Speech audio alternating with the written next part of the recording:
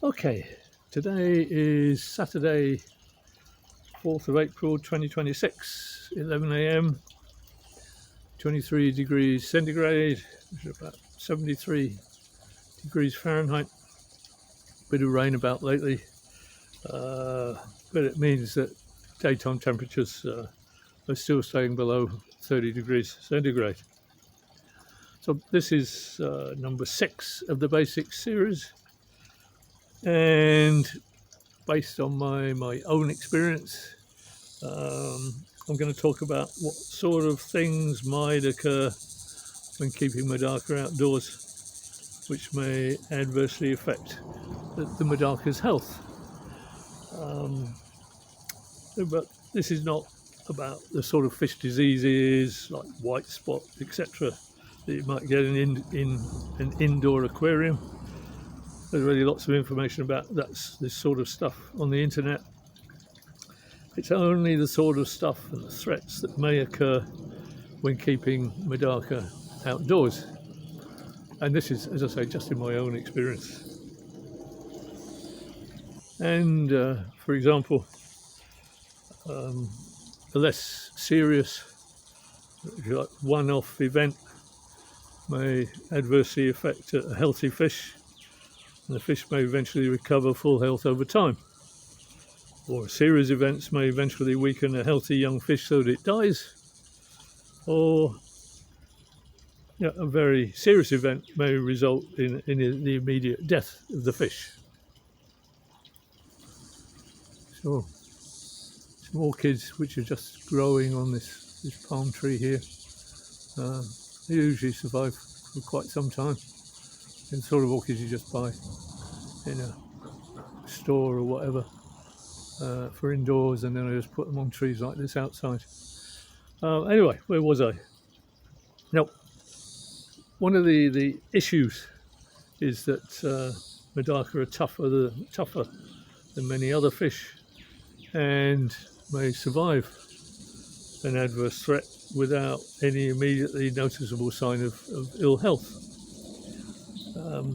But although there's no obvious deterioration in the health of the MEDAKA, they may still be weakened, and maybe their quality of life reduced, and probably their lifespan shortened. Now, this is just my opinion, but a threat that is usually ignored is that without filtration and relying solely on water changes in tubs to deal with ammonia, it means the water the MEDAKA are swimming around in will nearly always have at least low concentrations of ammonia. Ammonia is toxic to fish, even in low concentrations. But MEDAKA quite likely to survive it, even if the quality of life is not the best it could be, and obviously it will shorten their lifespan. And the other thing perhaps I'll mention, I've sometimes found that during the breeding season, a less serious event that has occurred may not noticeably affect the health of the fish, of the MEDAKA, but they may be affected enough so that they stop spawning for 1 or 2 weeks until they recover enough strength so that they can start spawning again. And one of the most obvious threats that may occur is that I locate my MEDAKA tubs underneath trees to provide shade in the summer. And this is part of a branch that fell very close to the tubs during very strong winds last summer. I sort of cut it down and I was going to grow some orchids on it, but I haven't got around to doing that yet. Now, fortunately this time this branch missed the tubs, but in the past I've lost a whole tub of fish when a branch crashed down on it. Now also, as you can see, there are a lot of trees around my property, and some of the leaves of these trees, I don't know what a lot of these trees are, but some of the leaves may be toxic to fish if the leaves blow into the tubs. So one of the reasons for having the netting over my tubs is to prevent any leaves from falling in the water. These leaves were swept, or this area was swept with leaves a few days ago, but there's a lot still falling down. As I've mentioned before in a previous video, I've had problems with fish in poor health when I kept them in very cheap plastic, black plastic tubs like this one. This one was right, the others I threw away, but they look like this. And I think this was caused by toxins leaching out from the recycled black plastic which the tubs were made of. So that's another threat to MEDAKA health you need to consider. So another aspect is water temperature. Now I've never kept MEDAKA in a temperate climate where MEDAKA become dormant throughout the winter when the temperature falls below 5 degrees centigrade. But I know that this is part of a MEDAKA's natural life cycle in the wild. But I've often wondered how long a MEDAKA can remain dormant without eating before it exhausts its stored energy resources and it dies. I assume the longer the winter, there's the threat that the fish would not survive. For example, I think there are no natural populations of wild MEDAKA in the most northern part of Japan, the island of Hokkaido, because I assume they wouldn't survive the very severe winters that they get there. But I don't have that problem in my subtropical climate because temperatures never become low enough for the MEDAKA to become dormant. However, winter temperatures can fall below 10 degrees centigrade for short periods of time, and then the MEDAKA's metabolism slows down so that digestion of food stops. Therefore, it's important not to feed them if temperatures are about to fall, because any undigested food remaining in a MEDAKA's gut will decompose, and then there's a threat that this will adversely affect the MEDAKA's health. At the other temperature extreme, fish will suffer at high water temperatures above about 35 degrees centigrade because the dissolved oxygen content in the water reduces at such high temperatures, and like us, fish require a good supply of oxygen to survive. So once it gets to 40 degrees centigrade, the adverse effects on the MEDAKA's health of reduced oxygen in the water will be more severe. And the fish may die, especially if the fish is elderly or already weakened, and or the very high temperature with reduced oxygen content is maintained for an extended period of time. So I locate my tubs under a tree in partial shade,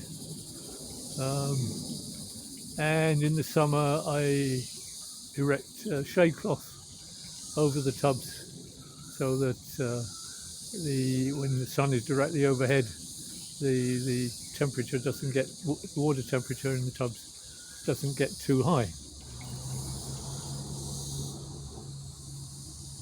So looking at overall water quality, it's well known that MEDAKA are tough and can survive in a relatively wide range of water parameters. But a sudden change in parameters is a threat to their health. And outdoors with a restricted water volume of a MEDAKA tub like this one, the main risk is from sudden drastic changes in pH value and water temperatures. And water temperature, when very heavy rainfall, replaces a large proportion of the water in the tub with relatively acidic and relatively cold rainwater. And heavy storms in my subtropical climate can sometimes result in 15 centimetres or 6 inches rainfall within a few hours, which means in a tub with 30 centimetres of water, there's a sudden 50% water change with rain that maybe has an acidic pH of about 5 or less, and maybe the water temperature is about 10 degrees colder than the water in the tub. So that is, if you like, the water in the tub has a pH crash from about neutral 7 to about acidic 5.5, and the water temperature drops from maybe 28 degrees centigrade to perhaps 22 degrees centigrade in a short period of time. Now, obviously this affects the health of the fish. Therefore I have covers over my tubs to keep out some of the rain. Obviously this is doesn't keep out all the rain, but it reduces the amount of rain actually falling in the tubs by a reasonable amount. And these tubs here, I have a more closely fitting cover. Got some of my favourite MEDAKA in these tubs, so I want to protect them more from the rain than perhaps the other tubs. But anyway, if there is a very, very heavy rainfall, I will come out as soon as I can and make a quick water change, try and get the pH value up to somewhere reasonable. And on to predators, the threat of predators, and I'll start with raccoons. Now we know they're native to the Americas, but maybe after escaping from captivity or being deliberately introduced, I think they're also now found in some countries in Europe and in Japan.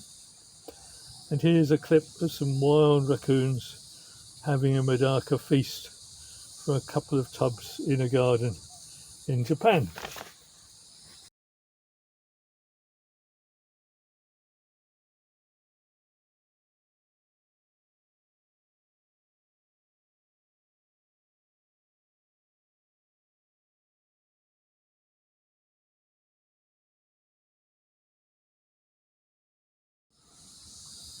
Thankfully, I don't have the threat of raccoons in my location, so I don't have to take precautions of putting up wire netting cage or something like that to keep them out. So that's good. However, the bane of my MEDAKA life are dragonflies and damselflies, and I get a lot of them hovering around my tubs and pond, especially at this time of year. Maybe I'll see 3 or 4 different varieties in less than half an hour. They're lovely to look at, but they're larvae or nymphs that live in freshwater ponds and tubs. At that stage of the dragonfly's life, voracious predators of small fish like MEDAKA. Now, dragonflies and damselflies look similar, but damselflies are a bit smaller and their larvae look different. I'll talk about some of the problems I've found using clips from previous videos I've made. And starting with damselflies, I found some newly hatched larvae, which are about the same size as mosquito larvae, in an empty tub, and tried an experiment to see if MEDAKA would eat them. From this clip I've got attached following, you can see that not only did the MEDAKA not eat the larvae actually attacked the fish and started biting chunks out of them, even though these larvae are very small. So this is the experiment. Might all be a bit disjointed because I've only got a limited number of these damselfly larvae, and I've got them in here, got some in here. Put them in and see if the MEDAKA are hungry.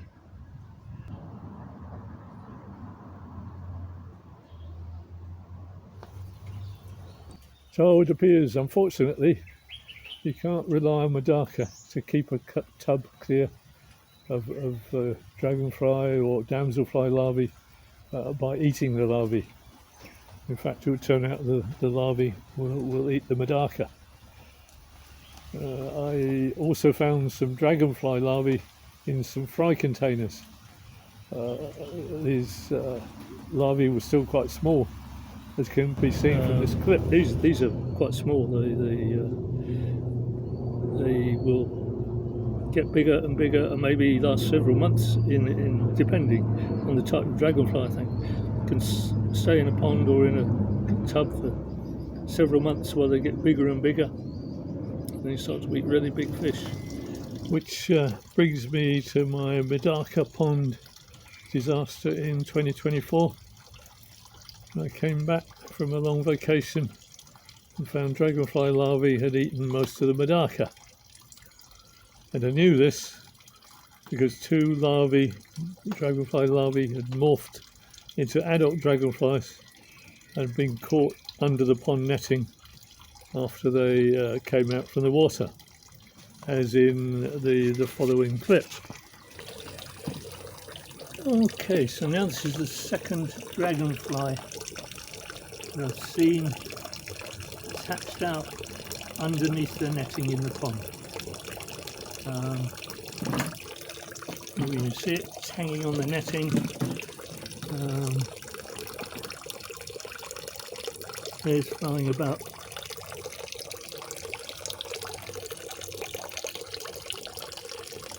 There it is.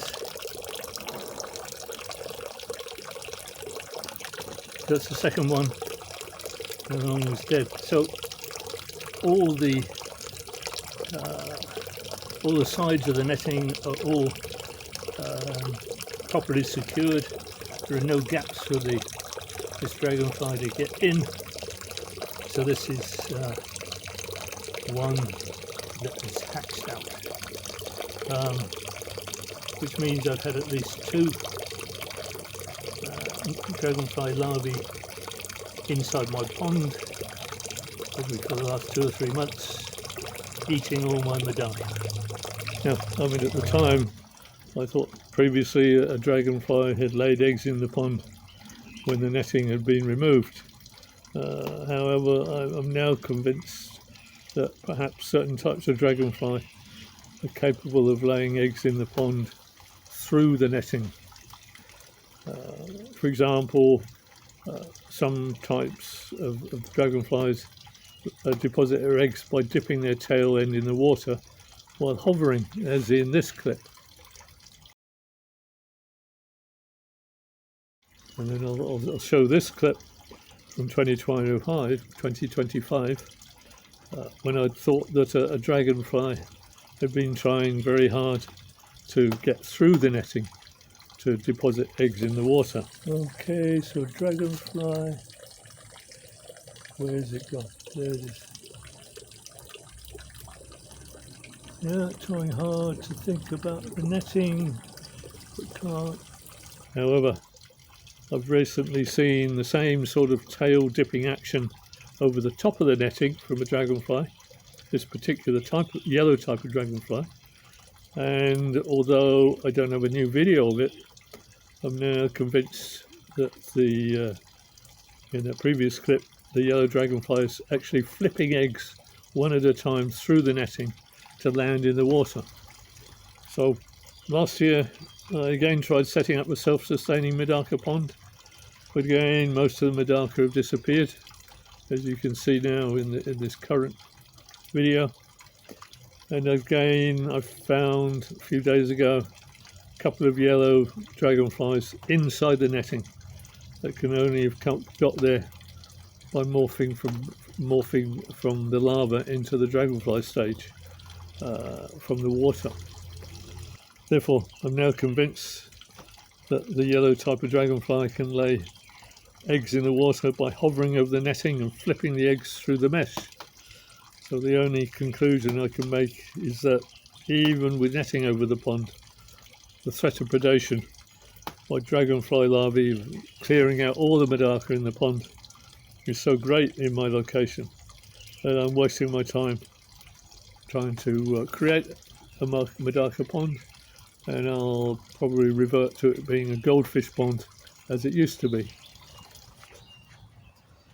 Now, I don't have the same dragonfly larvae problem in my tubs, and I have the netting covers the same as I have in the pond.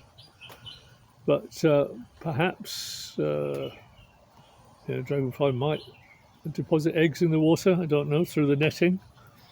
But perhaps because the tubs don't have any substrate and they don't have any rooted plants, maybe when I siphon out the water during water changes, I also clear all the debris and whatever might be around on the bottom of the tub, and if there are any larvae lurking there, they would be siphoned out as well.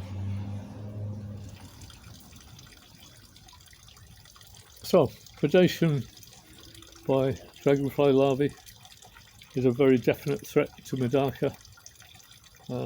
If you have a lot of dragonflies in an area, a location, then you can find maybe that very many of the MEDAKA can be eaten. Even when the MEDAKA are adults, dragonfly larvae can get large enough to easily eat a MEDAKA, an adult MEDAKA. And even if you've got netting covers over a pond, it appears there are certain types of dragonfly which can deposit eggs through the netting without having to be able to reach the water. And so in my case, obviously, it's a very major problem with the pond, and I'll just have to live with the situation and enjoy watching the many dragonflies that are flying around at this time of the year. There aren't any at the moment, but when the sun comes out, they'll probably start coming again. And I get red dragonflies, blue, green, and the yellow. But it seems only the yellow ones, as far as I've seen at the moment. It seems only the yellow type actually could flip the eggs through the netting by hovering just over the top of the netting. So the reds and the blue and the green maybe don't seem to be a problem. And finally, what you might think is a minor example of predation, but in my opinion, snails will eat any MEDAKA eggs they can find. So if I want to make sure I don't lose any eggs from a spawning moth, and I got snails in the tub, I remove the eggs from the spawning moth every 1 or 2 days. Otherwise, I think snails would eat maybe at least 50% of them. So, with these sort of problems I've described, what is turning out to be a long video, perhaps it shows it's not so easy as keeping fish in a controlled environment of an indoor aquarium. But for me, dealing with these sorts of problems and threats is one of the interesting things that keeps me going in keeping MEDAKA outdoors. And I'll carry on as long as I'm able to. Okay,